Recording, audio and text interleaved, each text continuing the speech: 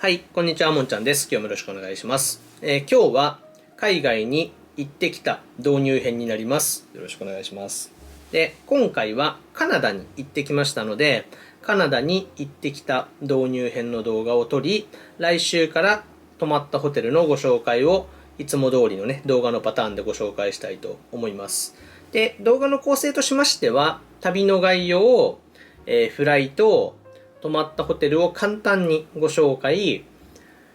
旅を具体的にね、紹介したいと思いますので、行った観光地とか、行ったカフェとか、街の様子とか、治安とか、特に感じたこととかをご紹介し、総括を話し、終わりたいと思います。で、ちょっと今日は動画が長くなりそうなので、カメラのね、熱の問題とかが発生するのを避けるために、各パートでね、はい、始めますみたいな感じで撮って、できるだけナチュラルにつなげたいなと思いますので、ちょっとね、つなぎ目が不自然だったりするかもしれませんが、申し訳ないですが、お許しいただけたらと思います。はい。では、早速、動画、行ってみます。はい。では、まず、旅の概要とフライトをセットでご紹介したいと思います。よろしくお願いします。まず、今回の旅は、カナダ7泊ということで、メインはカナダの東海岸側ですかね、を中心に、観光とホテル探検してきました。で、フライトは、まず往復ですかね。日本とカナダの往復は、羽田からバンクーバーに飛び、バンクーバーから羽田に戻るっていう往復のフライトを ANA のマイルで予約をして、この時期は私は秋頃に行ってますが、エコノミーで5万マイル、ビジネスで8万マイルぐらいの時期です。なのでこれはね、マイル数と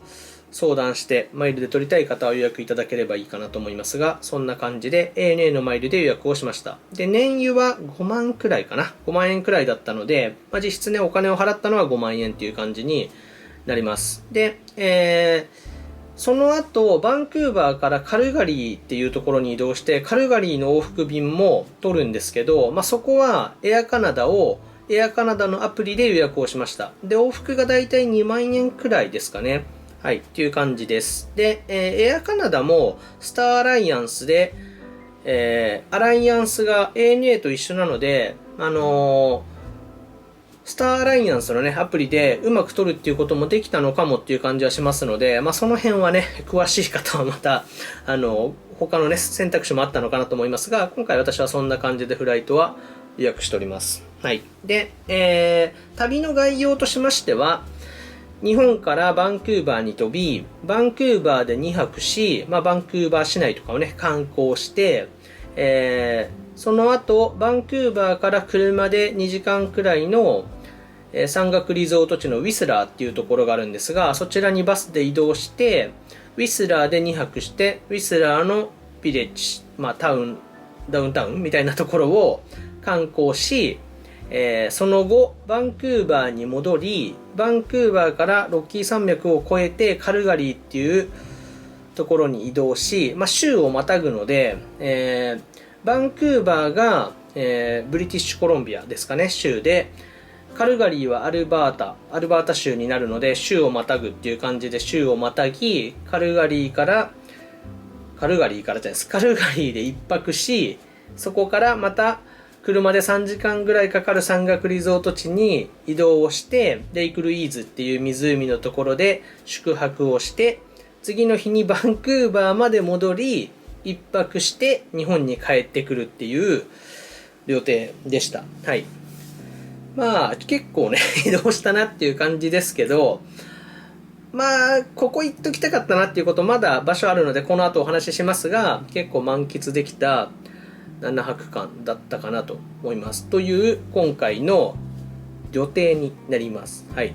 こんな感じになります。はい。で、この後、ホテルをね、7泊してますので、ホテルを7つ紹介したいと思います。はい。連続で動画撮っていけるんですけど、一応怖いので、はい、ちょっと切って撮影してます。ただ、ボタンを押してるだけなので、連続して撮ってるんですけど、ほぼストレートにいってますが、はい。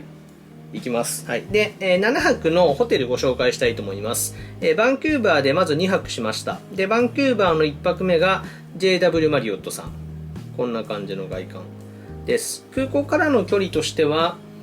20分くらいかな。空港から車で20分から30分ぐらいの距離感にあって、ダウンタウンの割とね、隅の方にあったかなっていう印象ですけど、はい。また細かくはバンクーバーのホテル編でご紹介しますので、来週かな、来週こちらのホテル紹介しますので、はい、詳しくはそちらでご覧ください。はい。で、バンクーバー2泊目がパラドックスホテルっていうホテルになります。旧トランプホテルかな。はい。で、ダウンタウンの結構中心地にあって、かつビジネス街の中にあるっていう感じなので、その中でもね、特に治安が良かったなっていう印象ですが、かっこいい感じのホテルでしたね。バーとかはかなりかっこいいので、こちらもね、ホテル紹介編で詳しくはご覧ください。はい。で、続いて、ウィスラーに移動して、ウィスラー1泊目がフォーシーズンズホテルさんに宿泊してきました。はい。こちらはね、もう極寒まではいかないんですけど、最高気温3度とか4度ぐらいの感じでしたけど、温水プールが外にあったりして、みんな入ってたので私も入ってきましたが、プールから出た瞬間固まるっていう感じでね、結構なんか面白かったなと思いますが、ホテルはね本当にこちらも素晴らしくて、ぜひね見ていただきたいのでこちらも見てください。はい。で、続いてフォーシーズンズさんの次に泊まったのが、ウィスラーでもう一泊ですかね、ウェスティンホテルさんですね。こちらもね、良かったですね。ちょっとホスピタリティのこととかは、また詳しくはホテル編でご覧いただけたらと思いますが、写真を見て、ちょっと行ってみたいなと思ってたホテルなので行ってきたんですけど、山岳リゾートらしいね、ホテルだったなと思いますし、和食のお店があったりとか、ちょっと面白いこともあったので、はい、こちらもぜひ見てください。はい。で、続いて、カルガリーに移動して、カルガリーでレジデンスインさん、こちらマリオットグループのホテルですが、レジデンスインブランドは私は宿泊するのは初めてでしたが、いいホテルでしたね。はい。ダウンタウンの中にあり、綺麗だったなっていう印象あります。で、カルガリーはダウンタウンまで空港から15分くらいかな、車で行けますので、こちらもね、バンクーバーからダウンタウンに行くのと、車の距離感はそんなにそういなかったかなっていう気がしますが、大平原の中に突然都市が現れるみたいなね、カルガリーという街も結構面白い街だなと思いました。で、カルガリーはちょっと今回長時間散策ができなかったので、またね、いつか行きたいなと思いますけど、はい、そんな感じのカルガリーのレジデンスインさんですね。で、そこから3時間ぐらいバスで移動して、レイクルイーズのフェアモントさん。で、こちらはね、今回の旅でも、私も狙っていたホテルというか、ずっと行きたいなと思っていたホテルだったんですけど、期待通り期待以上ということで、本当にこちらも素晴らしいホテルだったので、はい、動画もね、ちょっと頑張って湖から撮ったりしましたので、こちらも楽しみにぜひ見ていただけたらと思います。はい。で、最終日にバンクーバーに戻り、バンクーバーのヒルトンさんに泊まりました。で、バンクーバーに2日した2泊目に泊まったパラドックスホテルさんと場所としては結構近い感じで、本当にね、ダウンタウンの中心地にあるっていうホテルですが、拠点にね、バンクーバー市内を巡るには最高の立地だったなと思いますので、こちらもね、ぜひ見ていただけたらと思います。はい。という、計7泊のホテルになります。こちらは来週から順番にまたホテル紹介動画、ご紹介しますので、気になる方はね、ぜひ見ていただけたらと思います。なんかね、いろいろ個性がそれぞれにあって、ちょっとずつね、違うタイプのホテルに泊まれたなと思いますので、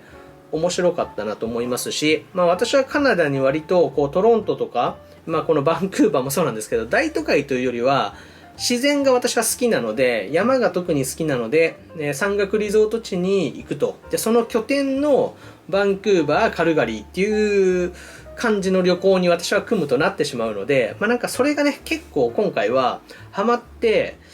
全体のね、感じとして良かったなと思いますので、そこに合ったホテルに泊まれたなっていう感じがしますので、ぜひこちらも楽しみに見てくださいという感じです。はい。ホテルはね、ここで話したいこといっぱいあるんですけど、話してしまうと、ホテル編が楽しくなくなってしまうので、はい。ホテルのことは、この後、来週から上がる動画でぜひ、詳しく見ていただければと思います。はい。で、この後、具体的な旅行の様子を話すんですが、こちらは、ちょっとグダグダってなる可能性もあるので、気になることは見ていただいて、ホテル大体分かれば、あとは、ホテル編でいいやっていう方はね、ここまででいいかなと思いますので、はい、こっから後編っていう感じですかね。はい、じゃあ後編今から撮りたいと思いますので、ここで一回 CM 挟んで次行こうかな。はい、と思いますので、後半見てください。はい。はい。では、後半戦ということで、ここはね、もう旅行動画です。で、旅行動画としては私の喋りにここに写真が出るだけなので、つまらない動画になるかもしれないので、バンクーバーの旅行が見たいっていう方はね、もしかしたらこれで興味を持っていただいた方は、私以外のバンクーバー旅行を挙げてる方の方がいいかなと思いますので、あくまでもホテル好きが行った、旅の一部ということでご覧いただければと思います。で、こちらちょっと長くなると思いますので、撮影自体はね、ちょっとボタンだけ押して確実に残していきたいので、まず、バンクーバーで1回切ります。で、その後、ウィスラーで1回切ります。で、カルガリーとフェアモントじゃない、レイクルイーズをセットで撮ります。で、最後に、総括に行こうと思いますので、4つにね、分けると思いますので、ちょっとね、区切りができちゃうかもしれないんですけど、お許しください。はい。はい。では、早速、まず、バンクーバー行こうと思います。で、バンクーバーは今回、2泊しました。で、バンクーバーへのダウンタウンは、先ほども少し話したんですけど、バンクーバー国際空港からは、15分ぐらい、15分から20分ぐらい順調でなら行き、渋滞とかを見込んでも30分ぐらいあれば、ダウンタウンにたどり着けるかなと思います。で、ウーバーがかなりしっかり配車できますので、タクシーで行ってもいいかなと思いますが、タクシーで行くと、ダウンタウンまでは、それでも、チップ込みで、3、4千円はかかっちゃうかなって気がします。はい。なので、ちょっと距離自体は結構あったのかなっていう気がします。はい。で、合わせていこうと思いますが、カナダはチップの文化がある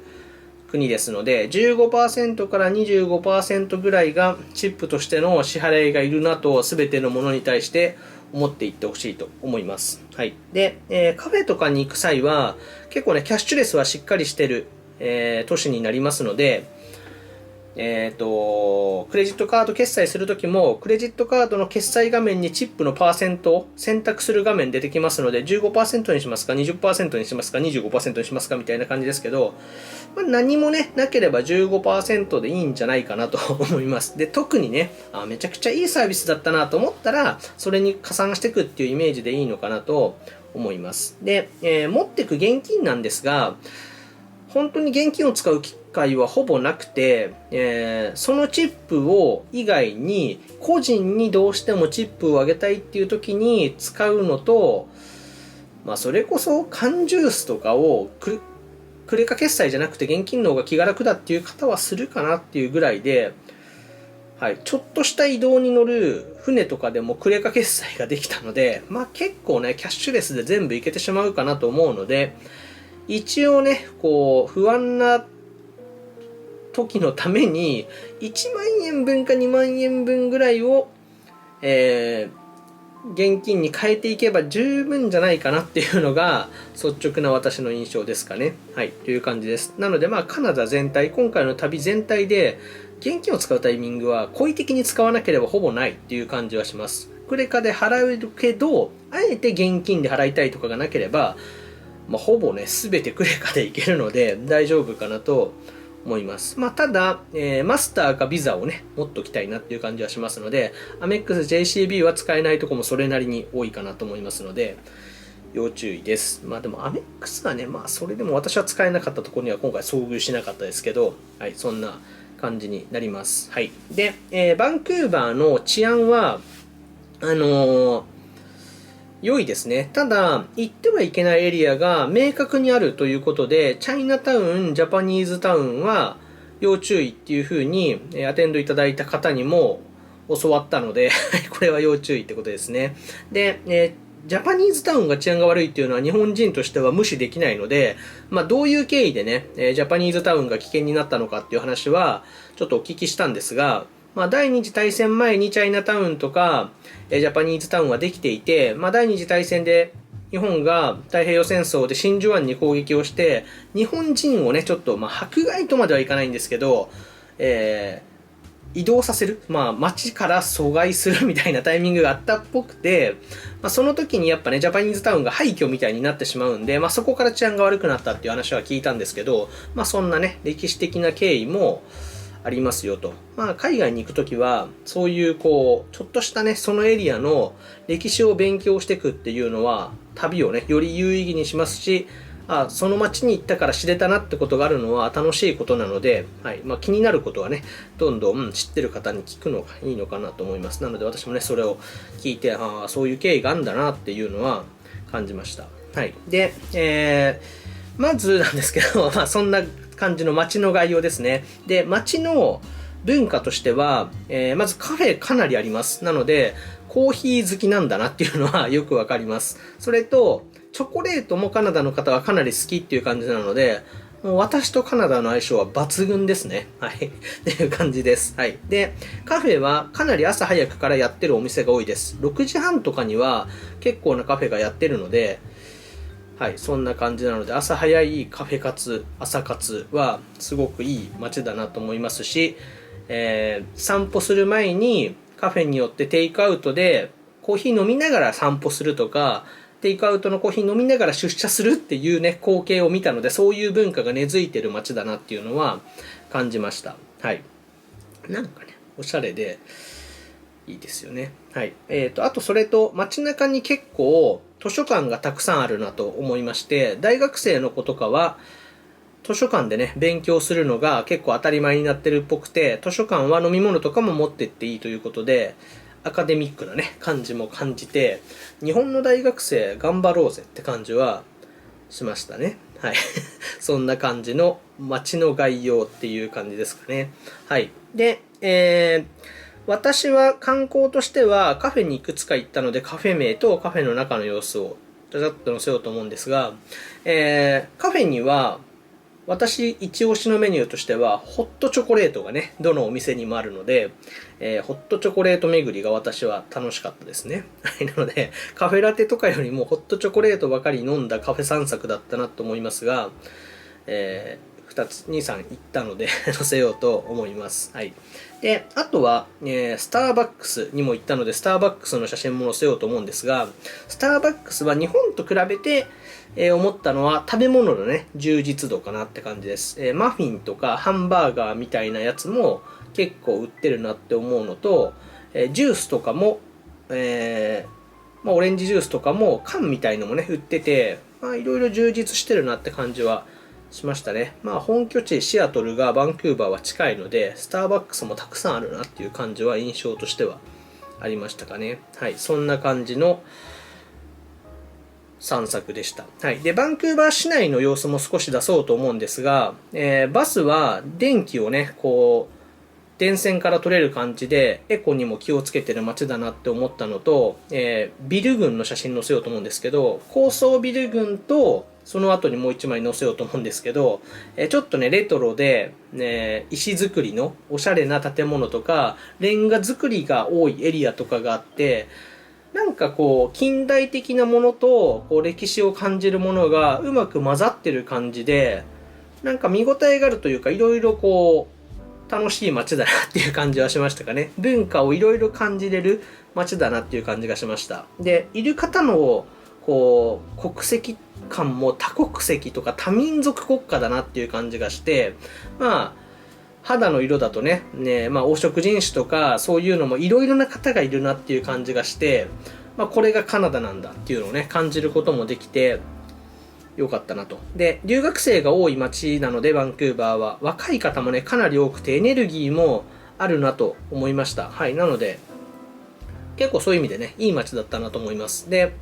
自然のことを言うと、ハーバービューというか、ヨットとか、クルーザーとかかなが止まってる感じのおしゃれなハーバービューっていう感じと、後ろっておかしいんですけど、海と反対側を見るとね、すぐ雪が積もってるような山があったりとかして、自然も豊かでね、こう、美しい街だなっていう感じがしましたね。なので海外らしい綺麗な街っていう感じがして、治安も海外の中ではとても良いと思うので、はい。ちょっとね、日本が特別治安はいいので、なんか日本と比較するのって、海外旅行ではナンセンスな感じがするんですよね。良すぎるのでね、それは日本と比べたらってなっちゃうんですけど、ただ時間帯とかエリアを選ばなければ日本と変わらないっていうのが、ほとんどかなと思いますし、ね、自己防衛力がちょっと多めにいるなっていうくらいかなと思いますので、変なところにあえて踏み込まなければいいということと、危険な場所を把握していこうっていうことですかね。はい。っていう感じが、バンクーバー全体から感じました。はい。で、あと観光地なんですが、バンクーバーのダウンタウンのエリアからすぐ近くに、グランビルアイランドっていう小さい島みたいなところがあるんですけど、そちらは、こう、アーティストの方が集まるような島で、路上ミュージシャンとかもいるんですけど、そこで路上パフォーマンスをするためには、ちょっと審査をね、通らないといけないとかっていう、ちょっとプロフェッショナルな感じもするエリアで、その島に船で渡って行ってきたんですけど、その船も、別に予約とかが必要ではなくて、行けば泊まってる船に乗せてくれるっていう感じで、金額ちょっといくらしたか覚えてないんですけど、300円とか400円とかですかね、クレジットカード決済をその場で船の上ですればよかった感じで渡ってきましたが、で、いくつかお店ね、行ってきて、そこからのバンクーバーの様子とかの景色も撮ったので、見ていただけたらと思いますが、おしゃれなほうき屋さんがあったりとか、その中におしゃれなカフェがあったりとか、多国籍なね、いろいろな料理のお店があったりとか、カナダの美味しいハム屋さんとか、チーズ屋さんとかが集まってたりして、そこだけで1日観光できちゃうくらい面白い島だったので、はい。なんか、ほうき屋さん良かったんですよね。ちょっと写真載せれてると思うんですけど、はい。そんな島に行ってきましたっていう感じですかね。はい。カナダではそんな感じですかね。街をちょっとブラブラ歩いてみたのと、カフェ行ってみたのと、そのグランビルアイランドっていうちょっと観光島に行ってきたっていう感じですかね。はい。そんな感じ。あとは、ホテルで夜、マック食べました。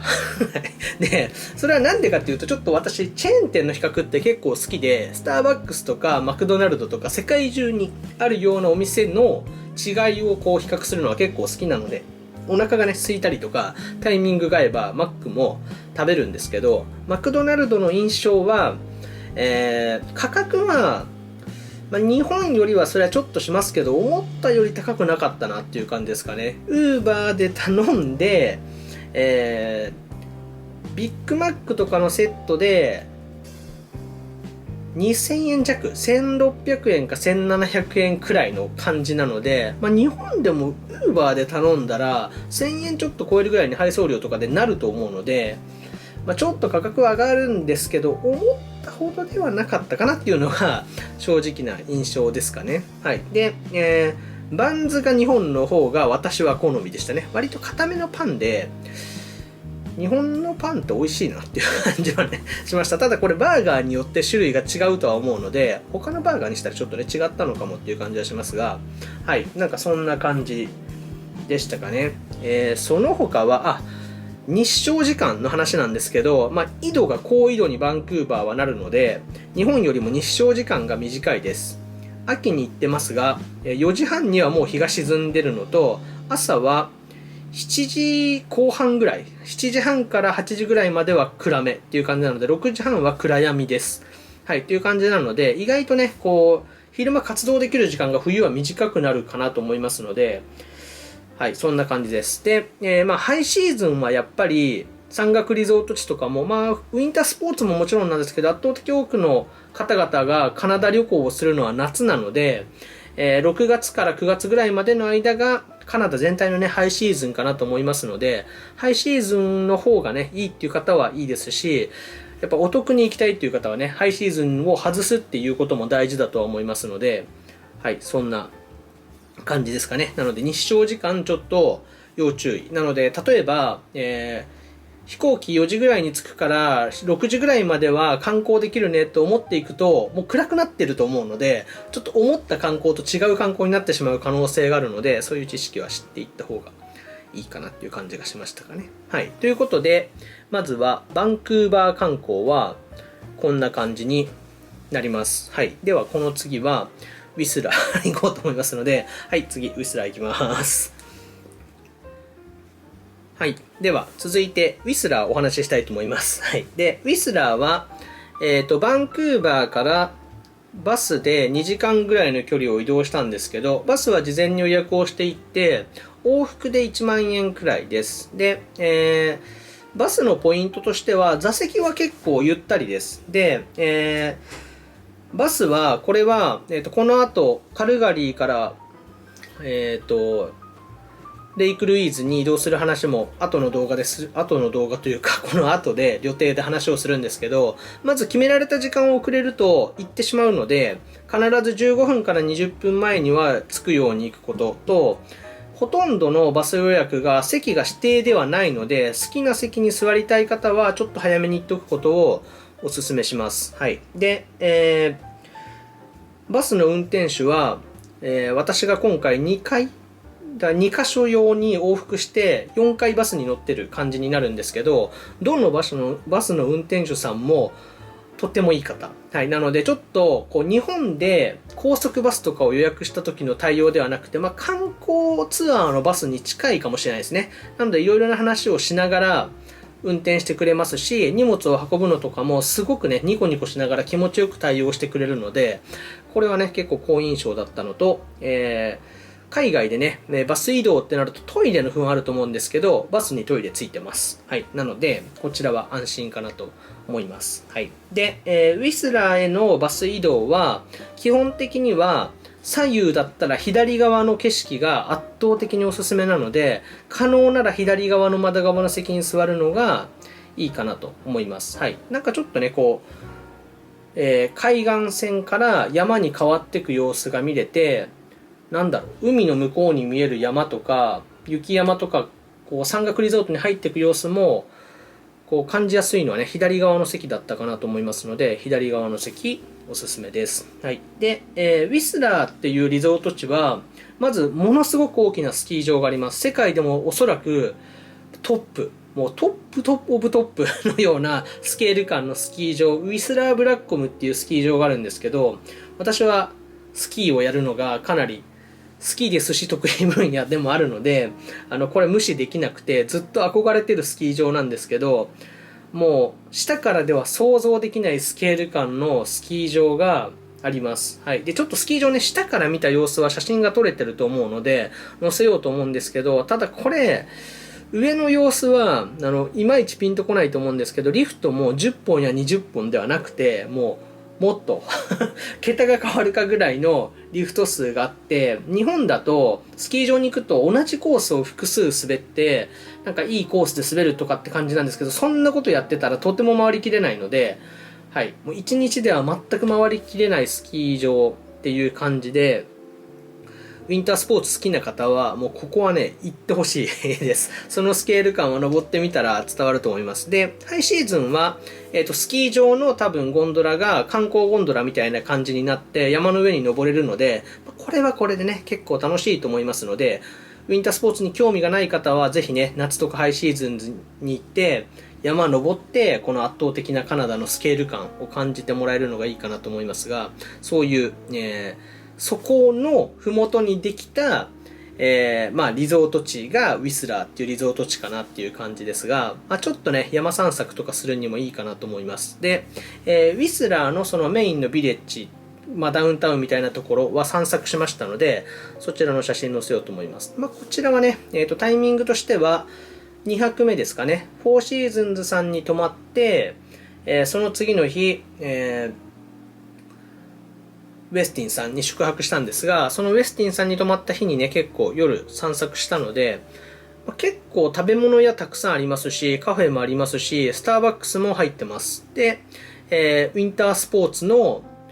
スキー板とかのレンタルとかのお店もたくさんありますし、お土産屋さんもたくさんあるっていう、おしゃれなね、ところかなと思いますので、こちらはね、夜でも治安が悪いってことは観光地なのでないので、はい、散策をぜひっていう感じですかね。はい。で、お酒が飲めるようなバーとかみたいなものもたくさんあるので、夜はね、それでもお酒が入った方もいるという前提の防御は必要かなと思いますので、そこは、これは別に日本にいてもね、同じことなんで、はい、そんな大差ないかなと思います。はい。で、その他、ウィスラーで行ったところは、フォーシーズンズさんから歩いて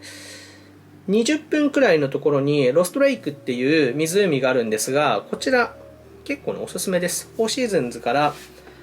うですね、歩いて20分ぐらい。ちょっとね、登っていく感じですけど、山登りというよりは、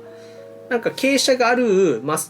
平和な道っていう感じなので、はい、どなたでもね、行けるかなと思います。で、こちらの湖を私は一周ね、朝お散歩したんですけど、一周して30分くらいですかね。大人の足でのんびり写真とか撮りながら行っても30分から40分ぐらいで一周できます。で、アップダウンもほとんどなくて、湖の湖畔を歩く感じと、カナダらしい針葉樹林の中を森を歩く。これも写真撮ったので載せようと思うんですけど、そんな感じの湖も行けます。で、なんか、景色だけ見ると、すごく歩かないといけないような景色なんですけど、すぐにね、行けるので、こちら結構ね、楽しかったなと思いますかね。はい、という、そんな感じですかね。はい。あとは何かはいいかな。はい、そんな感じで、2泊したんですけど、ウィスラーの観光は2泊は結構ちょうど良かったなっていう印象がありますので、2泊ぐらいがね、ベストかなと思います。1泊だとちょっと湖行ったりとか、ビレッジ観光したりするのには時間が少ないかなと思いますので、ホテルにいる時間がなくなるか、どこかを犠牲にしなきゃいけないと思うので、ホテルも楽しむ、できる観光も楽しんだり自然を見るのも楽しむってなると 2,3 泊がねベストかなっていうのが率直な印象になります。はい。で、こちらはちょっと今喋ってなかったなって思い出しちゃったんで話すんですけど、ホテルのね予約の仕方少し話しておこうかなと思うんですが、バンクーバーの方のホテル、マリオットグループのホテルは基本マリオットで予約をしていて、こちらのウィスラーのフォーシーズンズさんは、FHR ですかね。アメリカンエクスプレスのプラチナ以上かなを持ってると予約できる FHR っていう予約の仕方があるんですけど、それで予約をしました。はい。ただ、FHR の、フォーシーズンズさんの要注意事項は、朝食をインルームダイニングにすると FHR の朝食特典が使えないっていうことと、100ドルクレジットがスパとかになるので飲食店に確か適用ができなかったので、これは要注意だなっていう感じです。で、FHR がなくても空いてれば16時チェックアウトとかにしてくれるらしいので、なんかそんな話をしてたので、はい、なんで FHR をね、そこまでフル活用できるのかなっていうとそうでもないんですけど、ただ、こ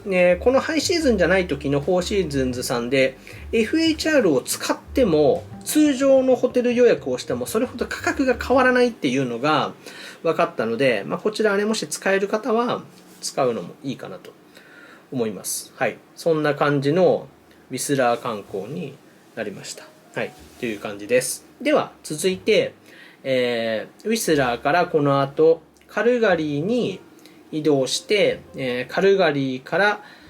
レイクルイーズっていうね場所に移動するので、この次はそこの話ちょっとしたいと思います。はい。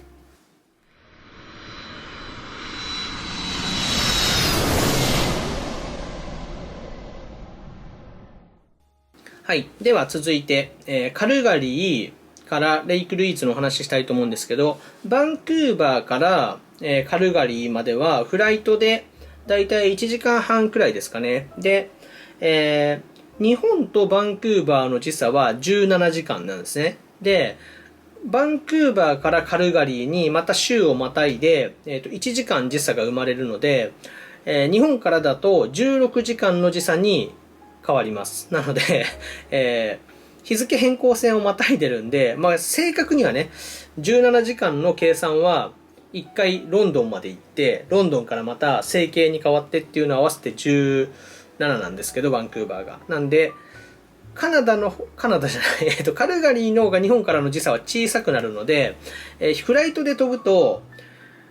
バンクーバーからカルガリーに移動するときは、1時間半のフライトだけど2時間半経ちます。で、カルガリーからバンクーバーに戻るときは1時間半のフライトだけど30分しか経ってないっていう状態になるので、なんでかっていうのはね、また頭の中で考えてくださいっていう感じですけど、そんな感じになります。で、バンクーバーの空港は、最後旅立つ前に話そうと思うので、カルガリーの空港は規模感としては、なんか私は綺麗な那覇空港っていう感じです。めちゃくちゃ綺麗になった那覇空港はきっとこんな感じだなっていう感じで、那覇空港をめちゃくちゃ綺麗にして、ちょっと大きくするとこうなるんじゃないかなっていう感じで、降りたところね、こう、感じとかちょっとね、デザインというか、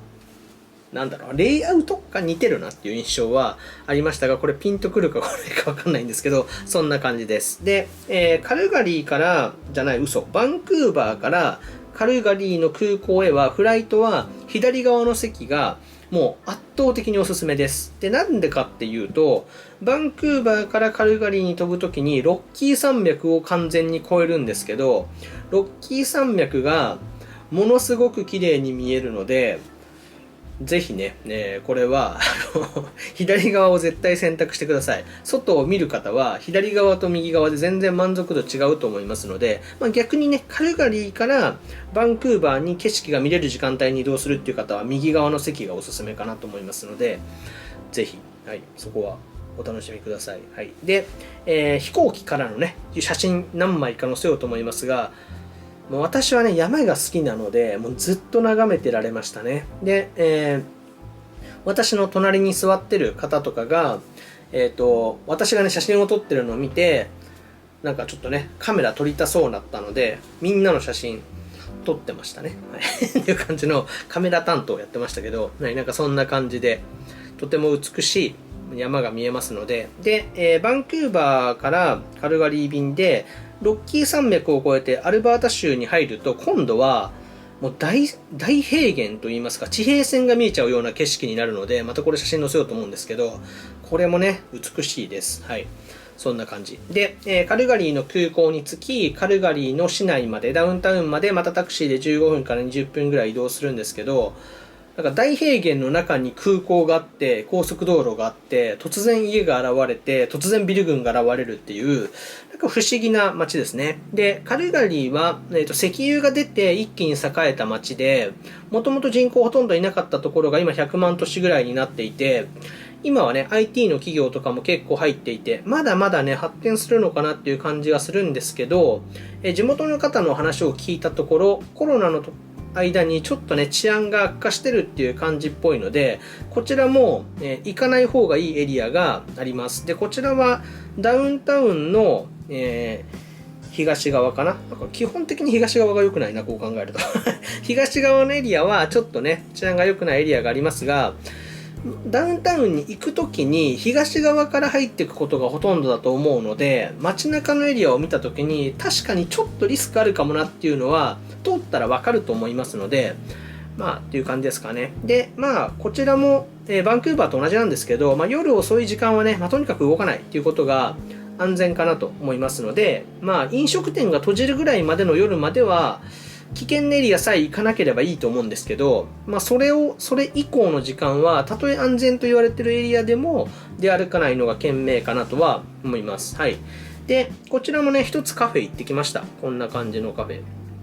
はい。で、カルガリーにもいくつかおしゃれなカフェありますので、ただ、おしゃれなカフェが治安が良くないよって言われてるエリアにあったりするので、これはね、リスクを踏んででもカフェに行きたい方は行ったらいいと思いますし、さすがにねと思う方はもう諦めてください。はい。ということで、これはもう自己責任で。はい。で、海外では、リスクがあるというエリアに行って何かに巻き込まれたら行った人が悪いだろうっていう発想なので、行かない方がいいと思います。で、一人でね、移動する方は特にね、リスクがあるので、できればね、誰かと移動するのがベストかなと思いますね。はい。という感じです。で、カルガリーのね、街中の様子とか写真載せようと思いますが、結構ビル群はね、立っていて、高層ビルは思ってる以上にあります。で、アルバータ州の州都っていうこともあるので、栄えてるなっていう感じはありますが、日本と違うのは、高層ビルがあるからといって、その足元というか建物の下のエリアまで全て美しいかっていうと、そこがね、海外っぽいというか、日本がすごいゆえんでもあるかなとは思いますが、そのギャップもね、あります。上を見た景色と目の前に見える景色にギャップがあるっていうことは、結構ね、海外のビル群があるような都市に行くと私は感じるところですけど、そういう感じはね、カルガリーも感じました。で、まだ未完成だなっていう感じはします。はい、そんな感じはしました。はい、ただ、カルガリーのいいところは、街中を走ってる電車みたいなやつが基本無料で乗れるっていうのがあるので、ちょっとこれはね、潤ってる街の雰囲気だぞって感じはするので、石油パワーかって感じはしますけど、はい、そんな感じのカルガリーです。で、留学とかがね、気になられてる方は、カルガリーは日本人はいるんですけど少ないので、よりね、日本人のコミュニティが少ないから、外国語を勉強するにはいい環境とも言えるので、留学生も結構いる街かなとは思いますが、よりね、英語を真剣に学びたい方は、もしかしたらバンクーバーより向いてる可能性もあるっていう感じですかね。はい。そんな感じです。で、カルガリーで宿泊をして、カルガリーから3時間ぐらいかけて、レイクルイーズっていうところに移動してフェアモントさんに宿泊をしたんですが、カルガリーからレイクルイーズに行くまでは、実はもっとね、有名なところがあって、それはバンフっていう街なんですけど、はい。で、バンフっていうのは、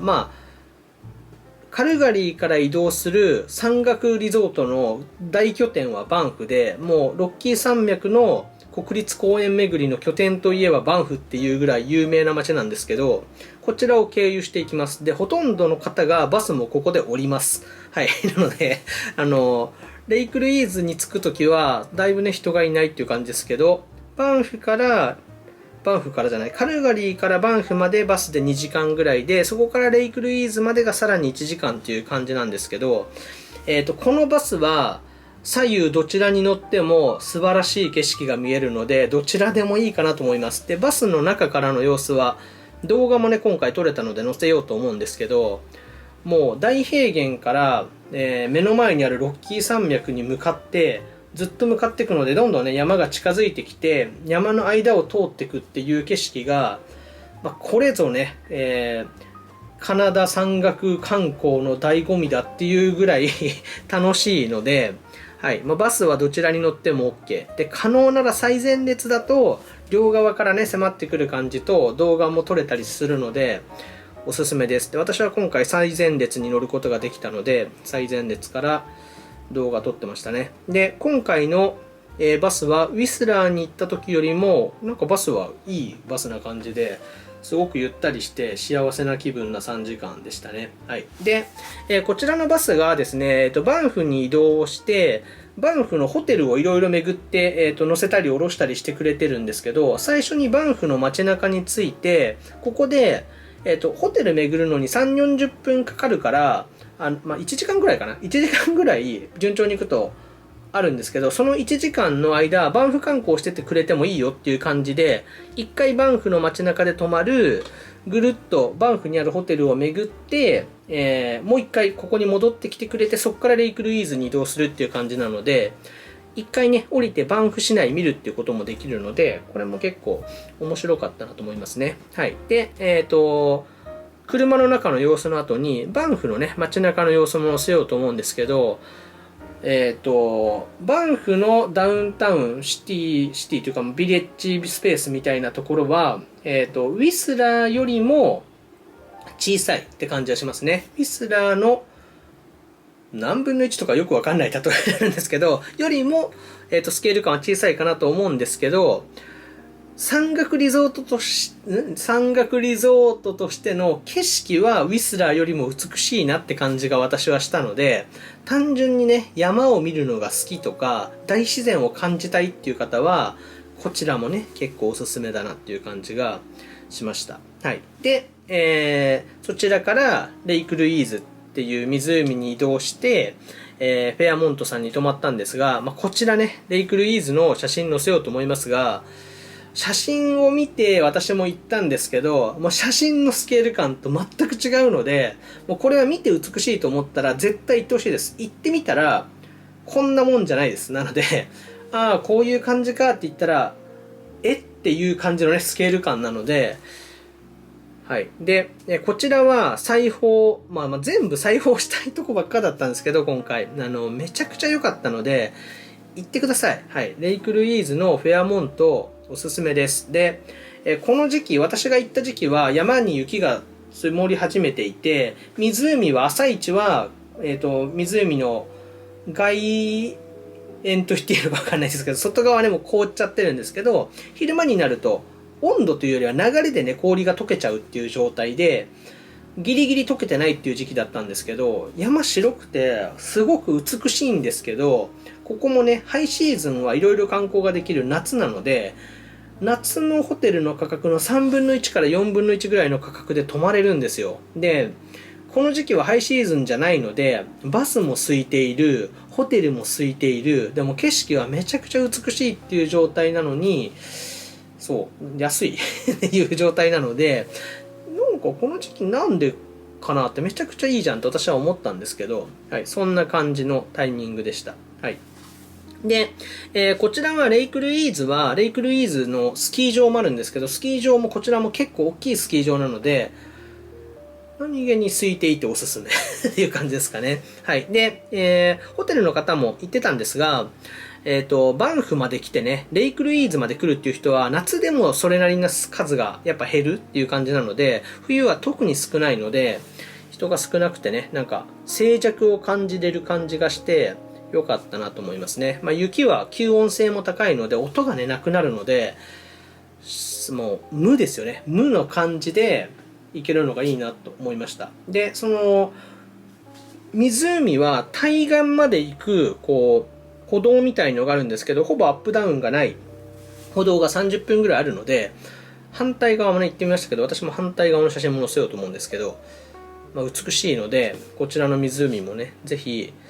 行ってみてほしいなっていう感じがしますね。はい。その他は、大丈夫かな、いいかな。はい。そんな感じのレイクルイーズって感じでしたね。なんかホテルに行った時に、寒中水泳を試みてる無謀な人もいましたけど、ちょっとね、面白い。面白いなって感じですね。はい。そんな感じでした。はい。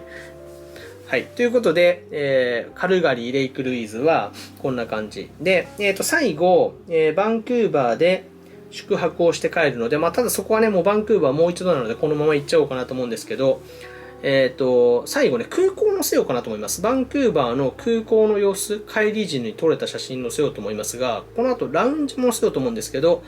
SFC とかをお持ちの方は ANA 便とかを予約すれば入れるラウンジなんですけど、開放感すごいので、こちらのラウンジ結構良かったですね。はい。っていう空港の中の様子と、ラウンジのバンクーバー国際空港ですかね、の様子を載せようと思います。はい。こんな感じですかね。だから最後は、カルガリーに移動して、カルガリーからバンクーバーに移動して、バンクーバーで一泊して帰ったんですけど、はい。良かったですね。はい。最後の日のね、バンクーバーで一つハプニングがあったので、それをお話ししようと思うんですけど、あれ話したっけ、話してたら重複するんですけど、はい。なんか私のね、話したか。私の、目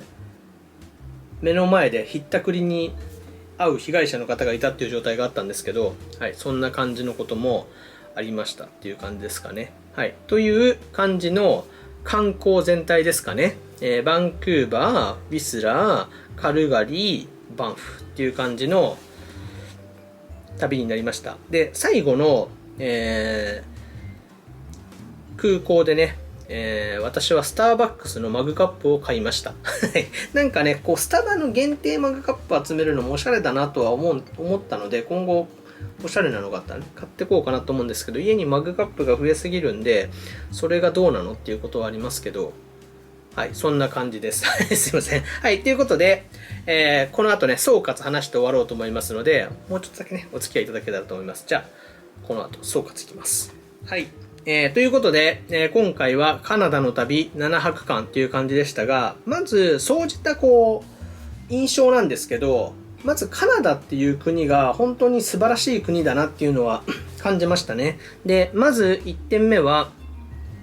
治安がね、まあ何よりも割と安心できるっていうことがいいなと思ったのと、多民族国家っていうこともあって、外国の方が行ってもフレンドリーな方が結構多いので、温かいなっていうのをいろいろな場所で感じたなっていう感じがします。あとは、ウィスラーとレイクルイーズで特に感じたんですけど、ホテルで働いてる方が裏方といいますか、例えばポーターの方とか、インルームダイニングを運んできてくれる方とか、そういう方すべてが楽しそうにプロフェッショナルに仕事をしてるなっていう感じがして、レストランの方も含めて、はい、なんかいいなと思いましたね。すごくニコニコしていて、ナチュラルな感じで対応いただけて、それがものすごく楽しそうっていうことで、見てるこっちもね、気持ちよくなる感じがするので、やっぱ働いてる人が楽しそうに働くって大事なことだなっていうのは思いましたかね。はい。で、私は自然がね、大好きなので、海ももちろん好きなんですけど、山岳リゾート地のホテルって実はホテル好きになってから行けてなかったので、北海道ニセコとかは行ってましたけど、海外で行ったのは実は初めてでしたが、